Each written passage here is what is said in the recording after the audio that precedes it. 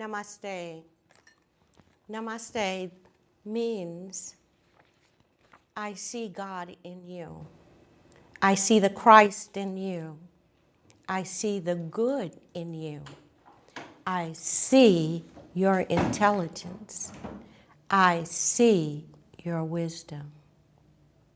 And I reflect that back to you. Good evening, everyone. My name is Linda Karim, and the name of this show is called Living Holistically. Living Holistically brings to the community the reinforcement of all positive things and all things that are thought-worthy. And we are what we think. And we're thinking all the time. And our thoughts about who we are arise from us. These thoughts are things. And with these thoughts we think, we make our world. And our world is reflecting back ideas that are incomplete and have a lot of chaos in it, which tells us, in terms of our feedback, it tells us that perhaps we need to correct our thought processes, to take time out away from the busy world and the demand for our attention. And our attention, this word, comes from an ancient Egyptian system called the Aten Ra, the almighty, all-seeing eye of God. And when we look at the world, we see a myriad of facets of light, energy, people, objects, things, and it distracts us from that attention, the internal attention that we need to be paying to the Creator. And when we begin to measure our words, then we begin to become conscious of what we're producing. And one may ask the question, if what I'm saying is good, then I will say it. Because as I speak, I am creating my own experience. So my words are the seeds of my reality. And so when we understand these principles, because it's a universal principle and a law involved in thinking and being.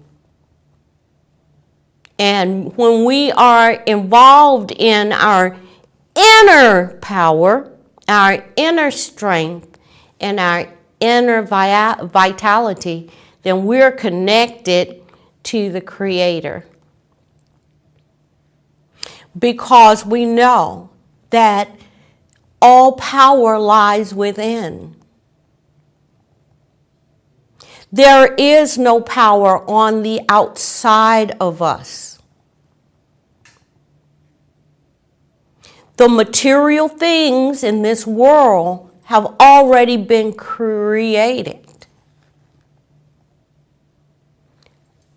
So if thoughts are things and we are what we think, then we need to get closer to the internal being, the internal Christ self. Clearing the mind, calming the emotions, being mindful. We can go and renew and restore ourselves. Because everyone has access to their own inner being. Our inner being is always there for us to draw from. But one of the ways that we can renew and restore and regenerate ourselves is through meditation. A simple, mindful, conscious task or goal, starting with being calm and relaxed. Because when you're relaxed, you're powerful. And when you're tense, you turn the power off.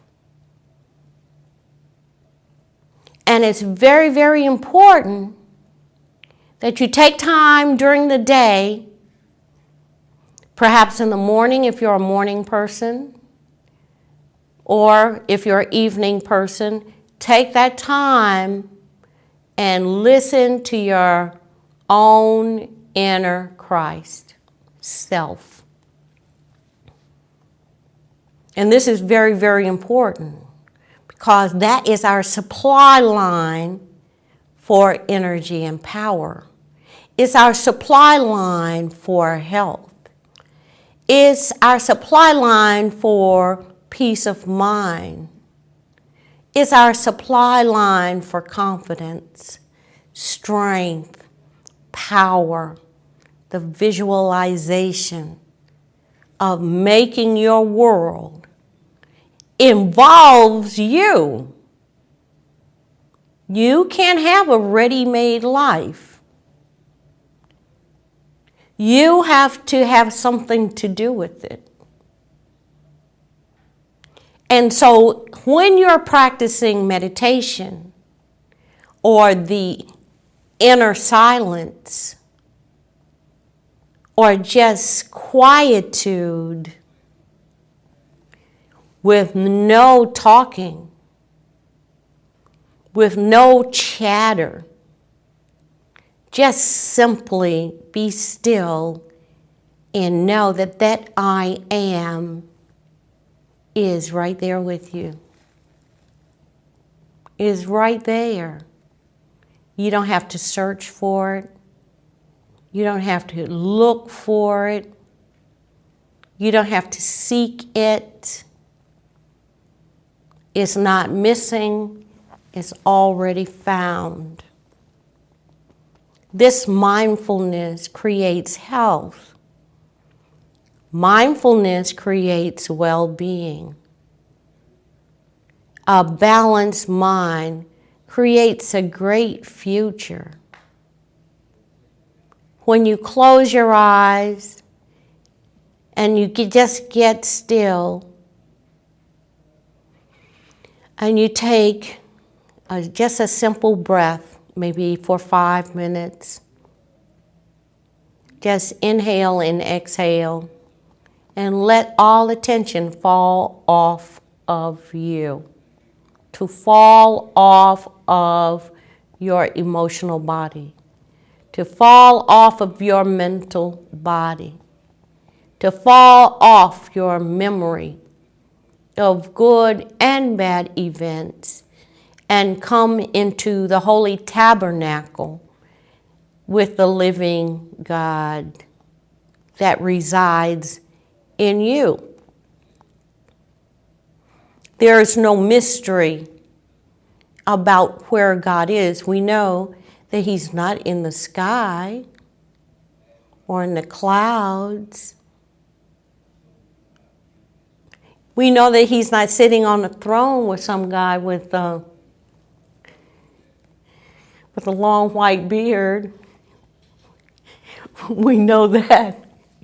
We know that by practicing meditation, it is similar to the real, really is the medication that you need in order to heal many, many problems. Social problems, just learning how to be quiet, to avoid confrontations and quarrels, arguments. It's a socialization skill to listen to the other person. So, this Living Holistically is still talking about the benefits of meditation, because that really rounds you out. There are different modalities that will help you along your path, which might involve yoga, a walk in the park, massage therapy, eating organic food, taking real good baths. This is all involved in rounding out your living, your whole living, so that you can live luxuriously and very happily and very healthily. But meditation is one of those things that helps to ground you and stabilize you. So if you have a very busy household, sometimes you just have to close the door.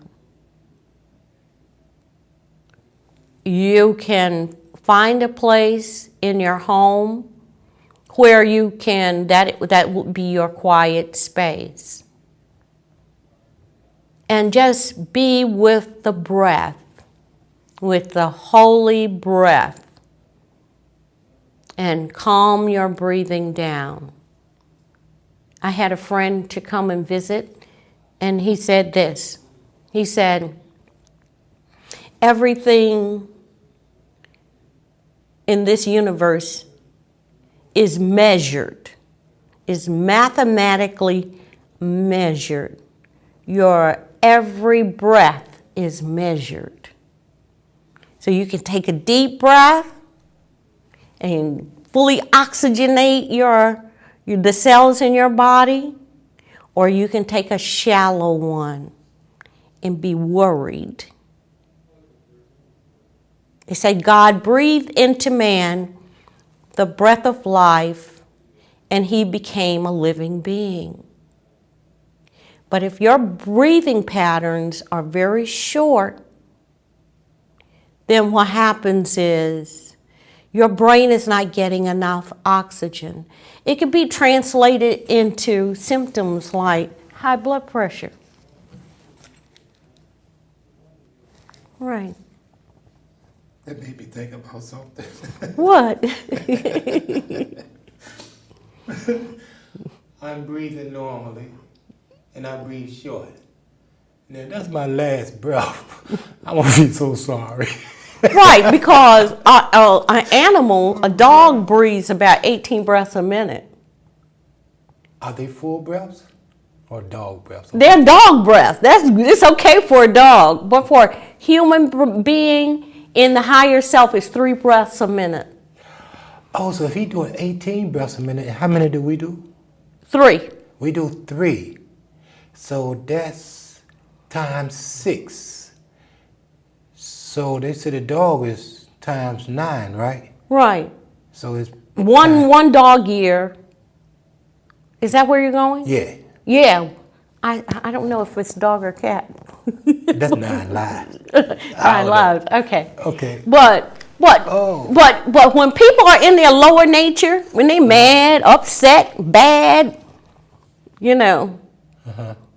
jealous, obsessed, Full of lust, it's a breath. It's a breathing pattern. You can break that. Oh, when you're lying, your thing change. Your whole chemistry change. Because you're a truth machine. You're a baby. You're built. They say you're wonderfully built and gloriously built by God. You're the magnificent creation. But this creation was based on truth, harmony, and divine love. Yeah. And we work better when we are, and we feel better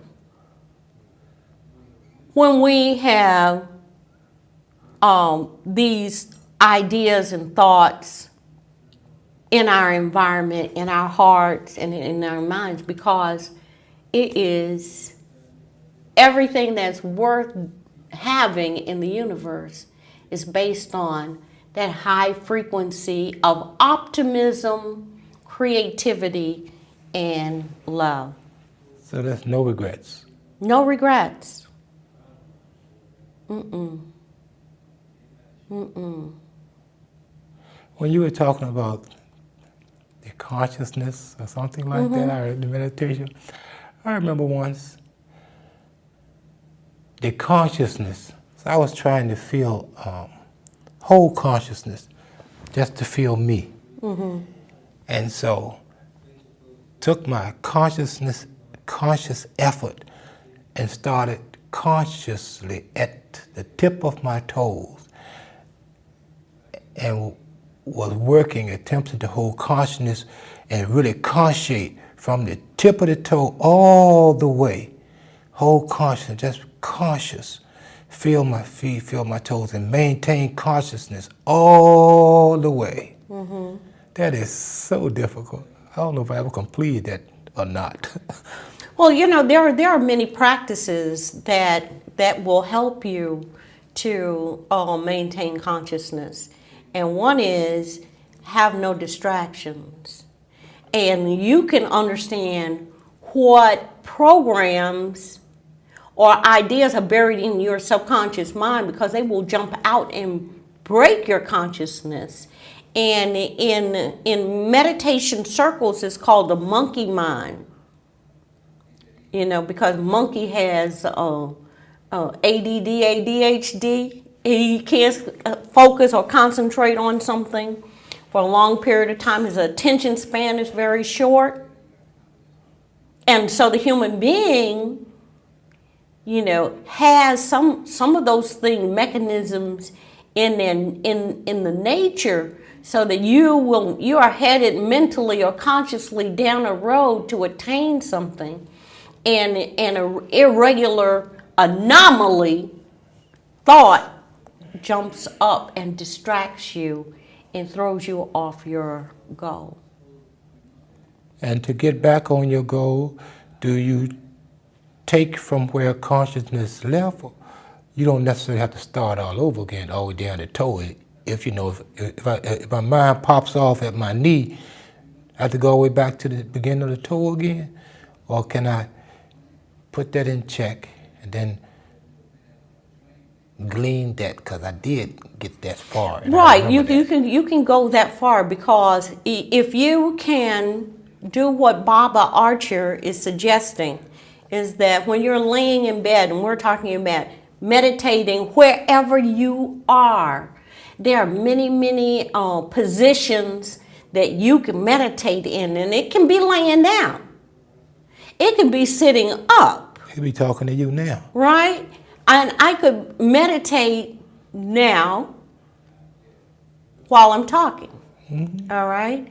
Because there's a mindfulness and a quietness that is, and the energy is pouring down from the top of my head to the bottom of my feet and circulating.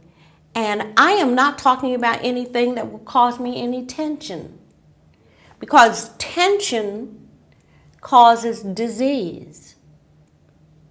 Okay, now that's why meditation is so important. Tension and intent And what was that Egyptian word you used? Attention. And attention. What's with this It's family? without the R, because the A is the sun. Okay. Okay. The A is the sun in terms of a masculine, life-giving sound. And so we use a lot of A words because that's the key to unlock the heart. It releases energy because we have these letters and these sounds in our DNA, and as we speak, we are releasing energy. We are actually releasing energy. So as long as I'm telling the truth, my energy is going to flow. As long as I'm in a reality-based paradigm, a mathematical paradigm, I am going to have an endless flow of infinite energy and power. So when you lay down or you go into your quiet space and your knee hurts, then your knee wants what? Attention. Attention. And then so you put your attention on it because you have the all-seeing eye of God, and your eye is single, and then you send energy down to that place and heal that place and release the tension and let yourself go. No, let my people go. Let the cells and let the blood flow in that area and relax that space, because obviously wherever you have the pain is your favorite place of storing it. So some people could store it in the back, or some people could do it in the neck, you know. Or some people like, okay, I can put my pain in my arm or my hands, you know. So if I wake up and my hands are stiff, then it needs my what? Attention. Attention. So you have to have a process. You have to have a relationship, a working, demonstrating model to correct abnormal behavior, even in your own self. Because we're not talking about somebody else, we're talking about correcting yourself. What is relationship with the R-E? So what is just relationship? Is there a root word to that? Relationship, like people say, I remember or I recall. That's again. That's again. So but no. You'll miss it. Okay. Because ray is raw. Okay. All right? Ray is a ray of light. So we're talking about the flower of life and light radiating. So when we are using the words re and ra interchangeably, they're the same thing. Ra represents this infinite flowing energy, one type, radiating out, but Re is E, which represents what? Energy and power. On, you know how an E is made?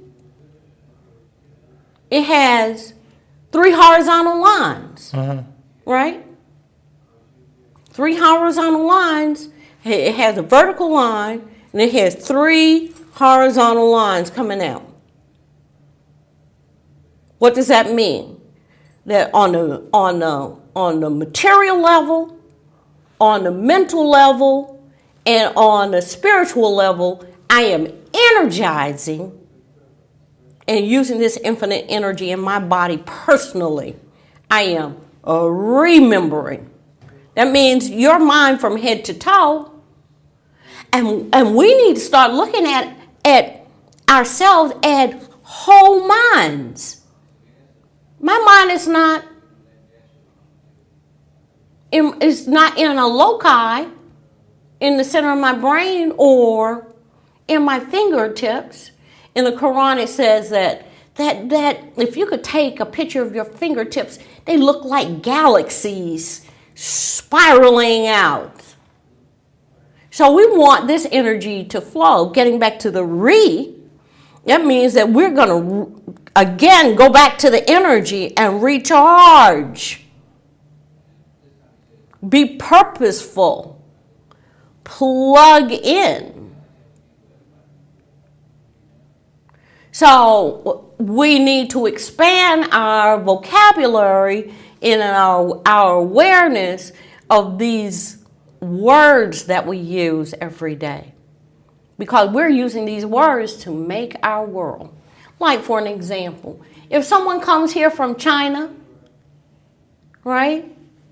Do they eat American food?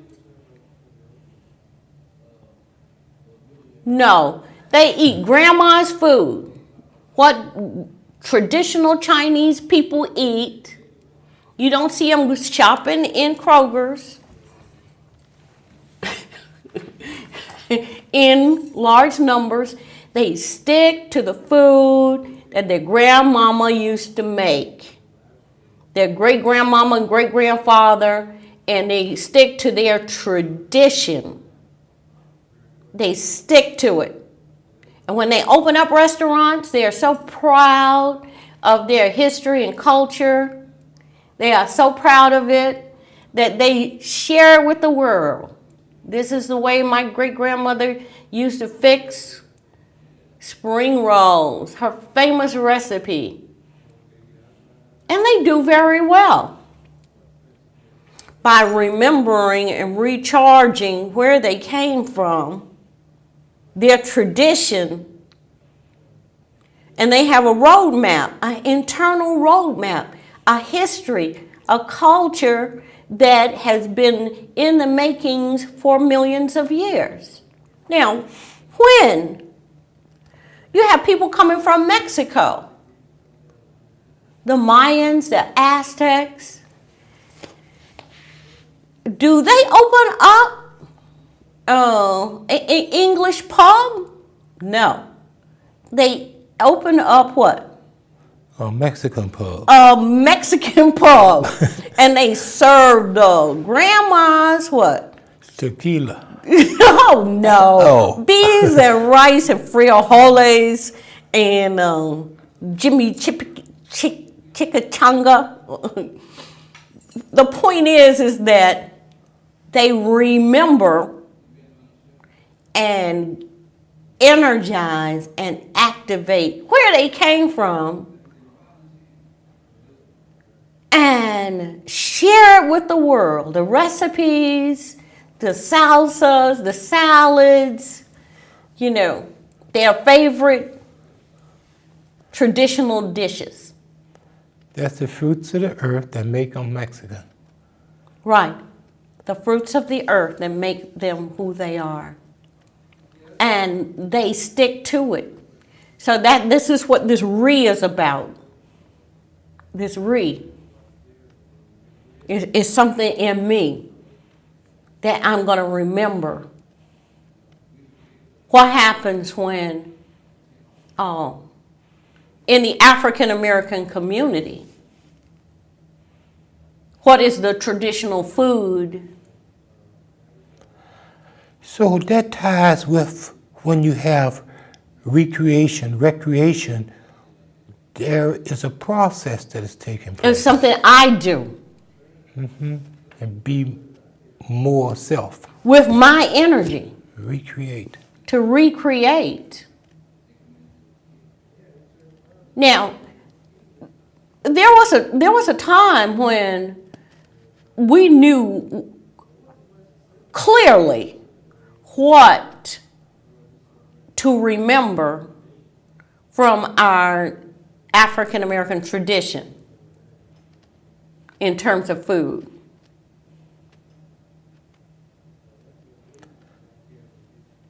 I don't know. They say which are? Go ahead. They say when you eat a food at a new place and it's imposed upon you, and you're not eating your traditional food, your foods that you have eaten for thousands of years, and you're cut off from that, that nutritional thing that has made you over the generations. Made you strong and powerful. Yeah. If you cut off from that, that's a form of genocide. Yes, it is. Yes, it is. Yes, it is. You know, because we are connected to the earth, and there are foods that grow and go back to seed, and they don't have to, certain crops don't have to be cultivated, because when people started to do crop cultivation, they missed the other foods that could be used for health and wellness. Like, for an example, did you know Europe does not use high fructose corn syrup in any of their products? It's banned. There are countries that don't even allow high fructose corn syrup in the processing on manufacturing of foods. And so, if you didn't know, high fructose corn syrup is in juices, jellies, it's even in bread. It's indigestible. It's called an endocrine inhibitor. But I noticed that populations that are heterogeneous and homogeneous populations are more pure. They don't allow these things to be wreaked upon their cousins. But in a mixed group like America, everything goes. You can wreak it upon your neighbor. Now, there's this tribe in Ethiopia called the Danakils. Yeah. The Danakils refused to be colonized. They refused. They just said no thank you. We have our own religion, we have our own food, we have our own culture, and we don't need an outside influence to make us civilized. But then there are other cultures, other peoples that allow that kind of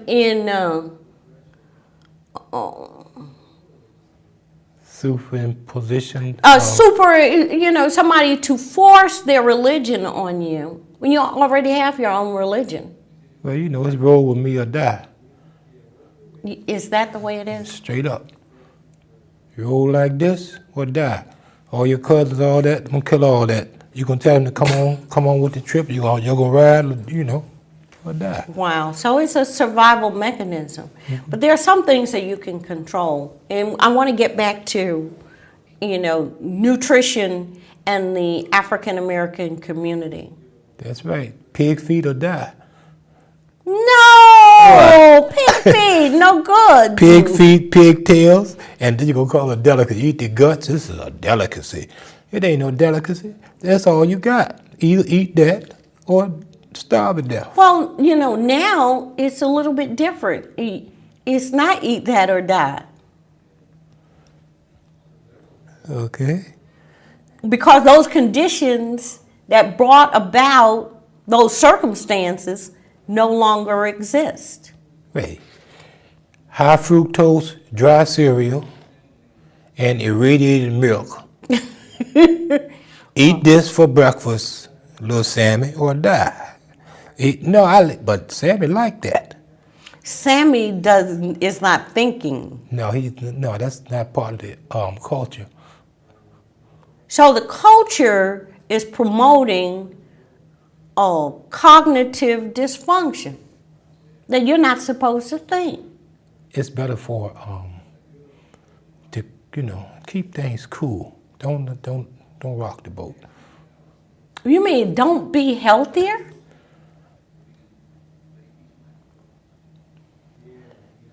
Well,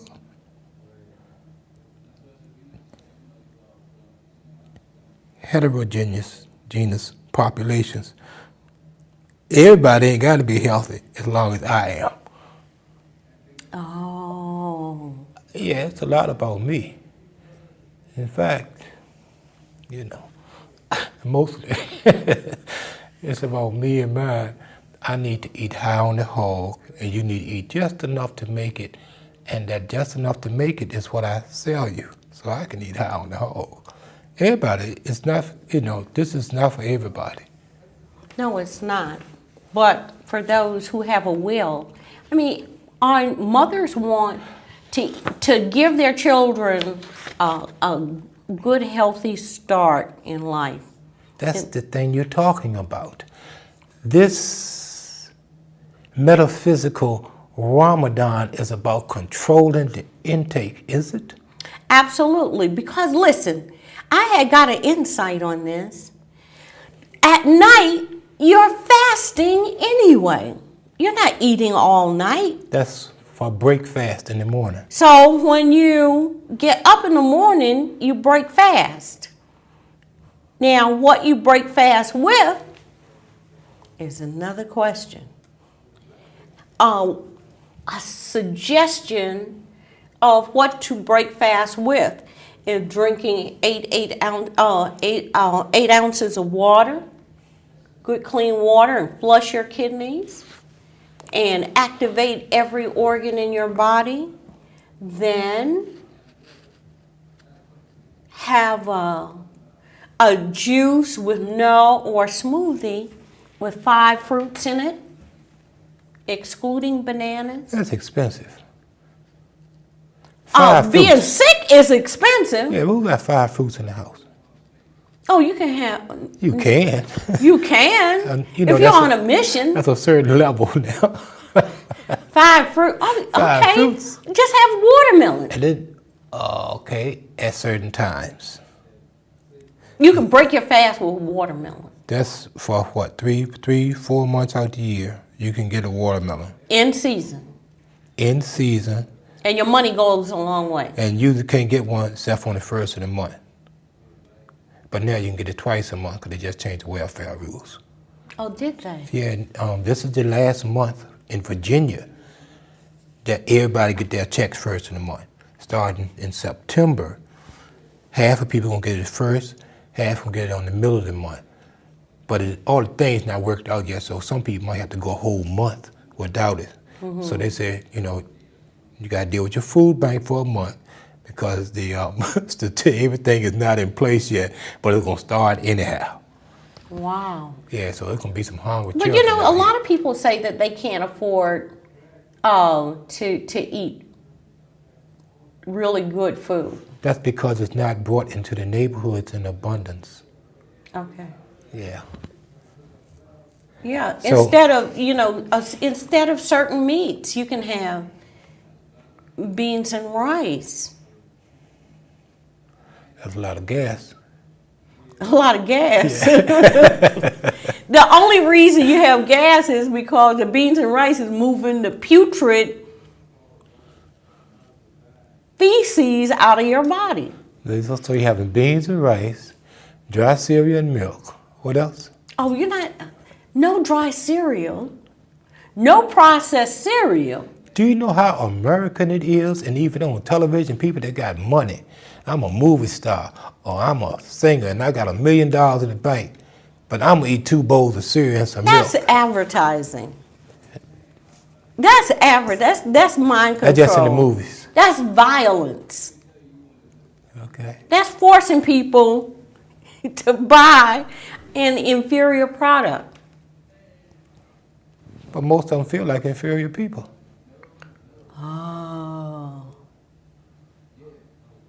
Oh, so what are we doing? Remembering?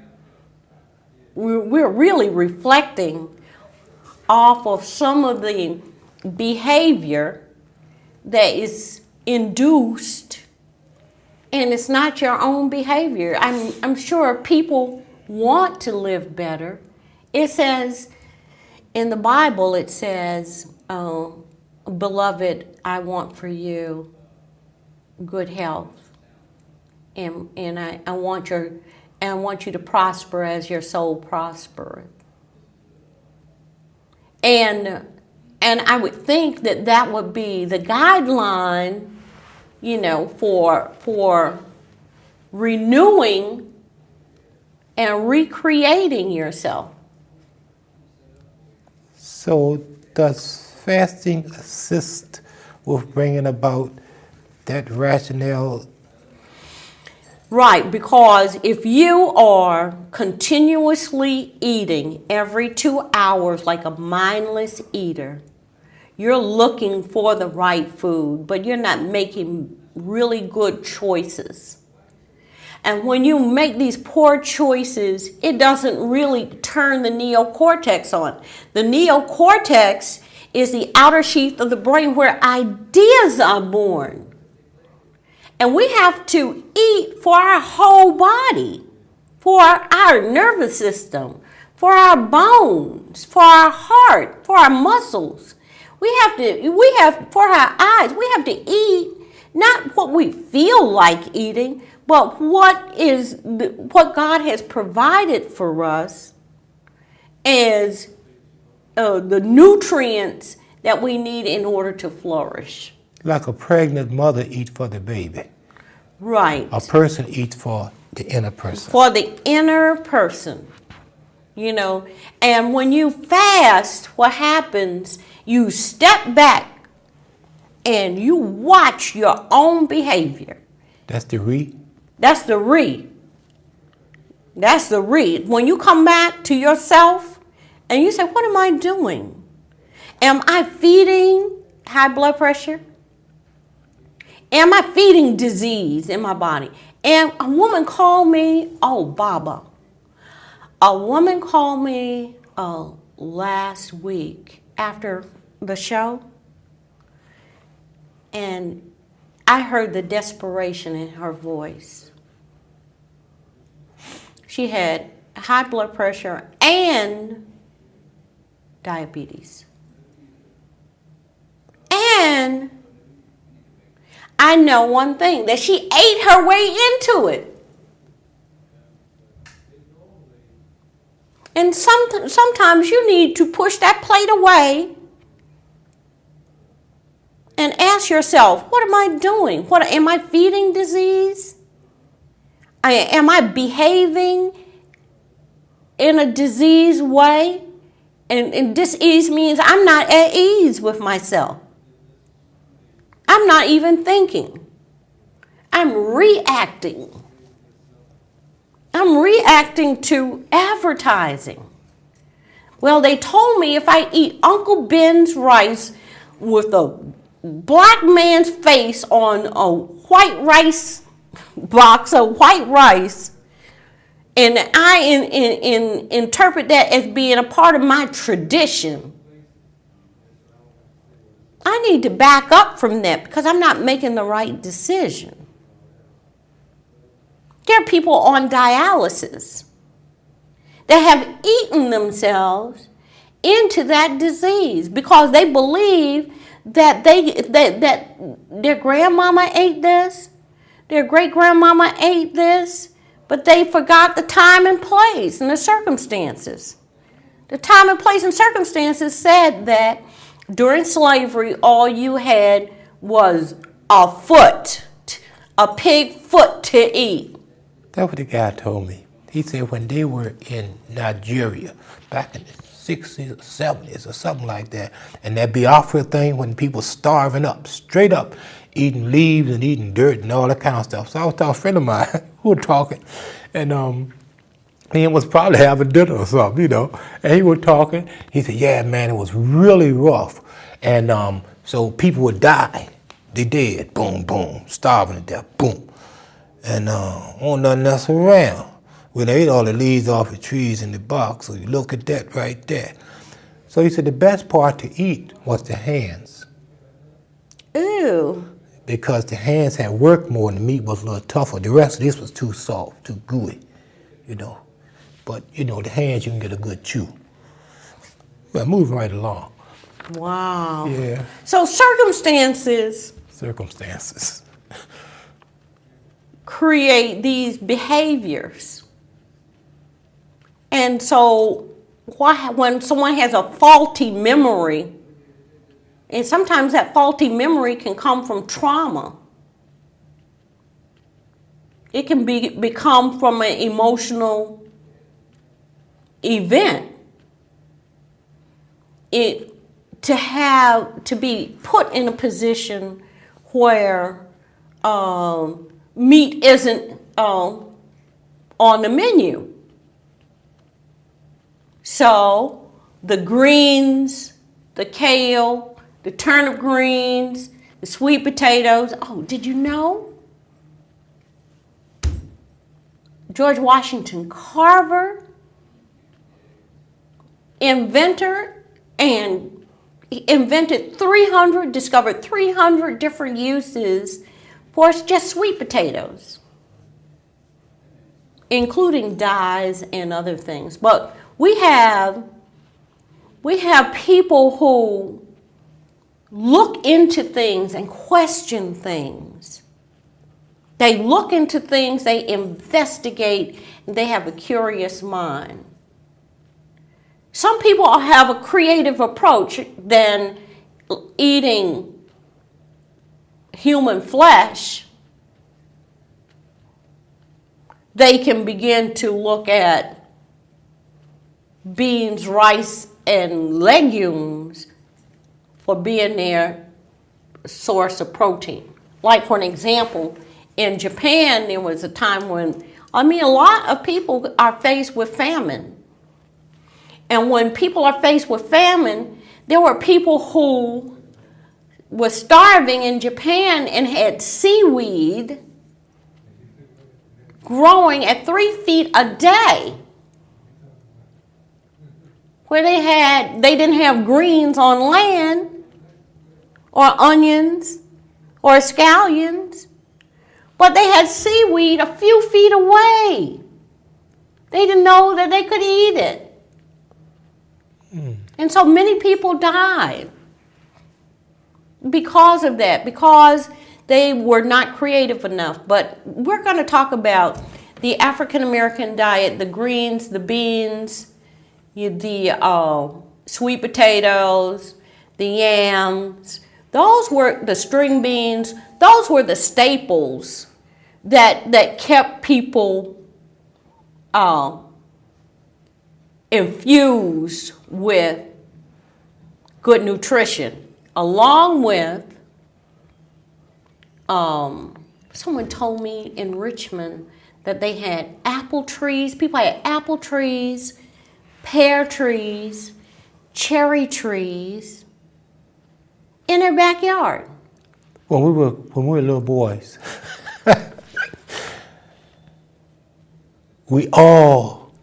Richmond to us in the summertime was one big orchard.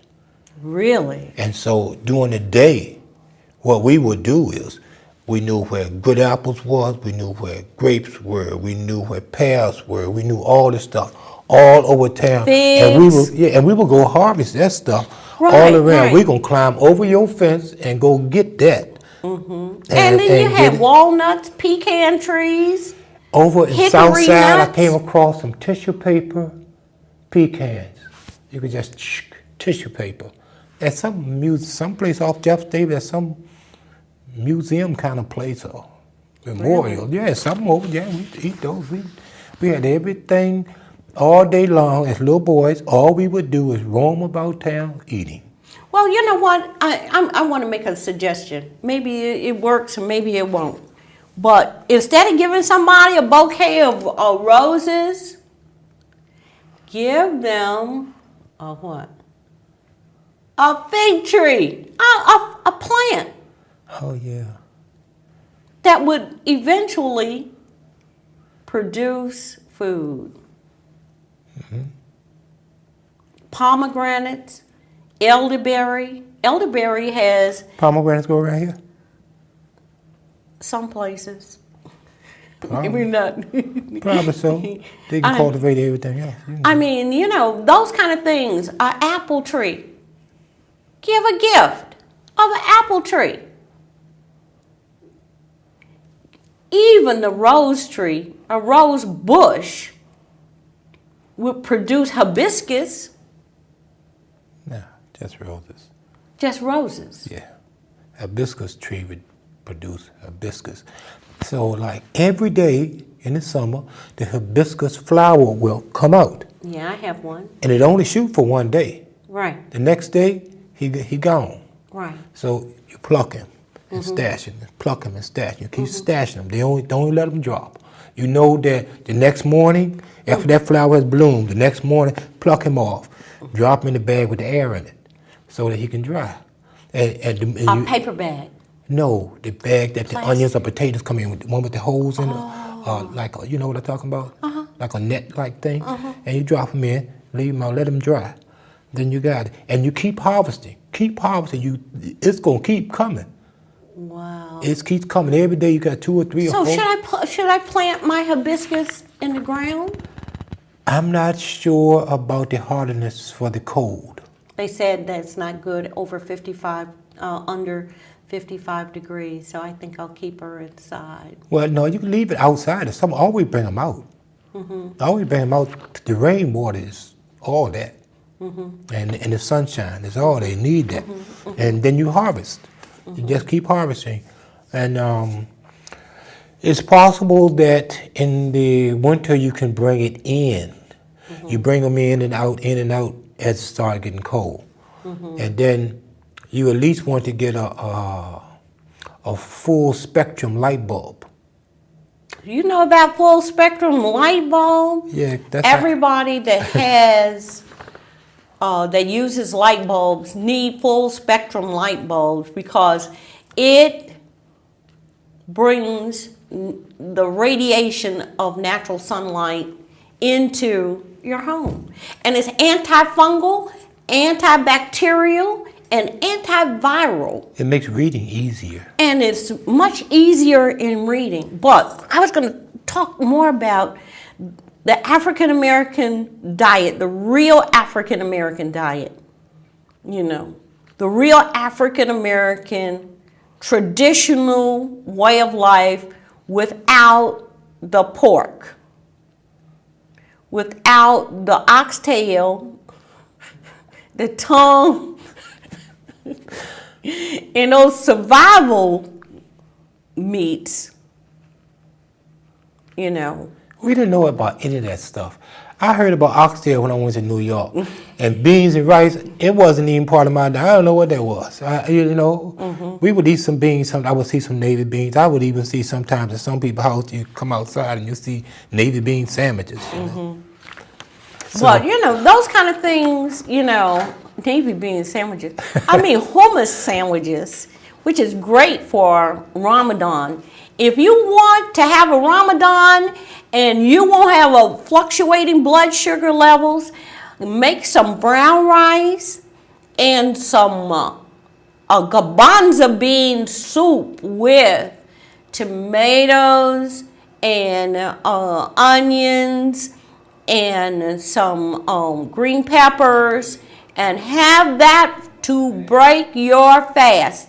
When you break your fast with that amino acid base, you can go all day without eating, and you will rest your organs, and you will detox and get all that old bad food that you've been eating for years. And that particular combination that you just named. So say that again slow. Okay. Well, say it in a couple of minutes so people get a pencil. Brown rice, Okay. garbanzo beans, or you can use navy beans. Garbanzo beans and chickpeas, same thing. It's chickpeas is the same thing. Onions, put it in your crock pot. It'll be ready for you when you get up. When you want to start your fast, you have to get up and eat before the sun come up. And make sure you drink during the night, because you're going to go through this process. It's nothing metaphysical about this. This is something that is straight up discipline. You have to get control over what you put in your mouth. It's not. That's the main thing. That's the main thing. All this snacks and other things that you're doing, you need to stop and stop feeding disease in your life. Baba, we want to talk about the inventors, the black inventors. Do you have about 2 minutes to talk about the creativity of the African American consciousness and people? Can you read some of the things that these great thinkers have produced that we rely on daily? We have to remember all of This these guy right great here. things. I'm Start saying, from the top. okay. Improve sugar making. Started off. Now, Norbert Rilot, he must have been in New Orleans. That's a Well, French what guy. about the product that he produced? Sugar? Sugar. And what else? That's all he did Okay. so far, 1887. Okay. Let's see who else. We got the lawnmower. I know a lot of people thankful for that. A lawnmower. Thank God for the lawnmower. A lot of people got jobs, won't cutting people's lawns. Entrepreneurs. Lemon squeezer. The lemon Albert squeezer. J. Thomas White, November 1885, 95. The spark plug, Edmund Berger, Spark plug. 1839. The air conditioner. The refrigerator. The computer keyboard. What else, Baba? How about the thermostat control, Frederick M. The Jones? thermostat control. And these people were tinkers. And that was in 1960. Really? Yeah. Frederick M. Jones, February 23rd, 1960. Wow. And the toilet, T. Elkins. There's an Elkins kind of toilet, 1897, something like that. Now, this guy, Granville T. Woods, trolley car. Now, Granville T. Woods, I remember hearing about him as with the subway system in New York. He was engineering the digging of the tunnel some kind of way. He was in the mix. Right? And he told them, those guys, he told them the depth to make the tunnels. Wow. But they cut the cost just like they did Obama's a bailout bill. And so instead of going to the depth that he told them, they put it short. That's why the building's crumbling in New York. Is that right? Living holistically is very excited about all the things that we talk about. And we hope that you have enjoyed this time together. And this is a great Baba Archer, or as his mother calls him, John. And I am Linda Karim with Living Holistically. Stay tuned. We have more shows to bring you. Peace and blessings. Remember your heritage, the great creativity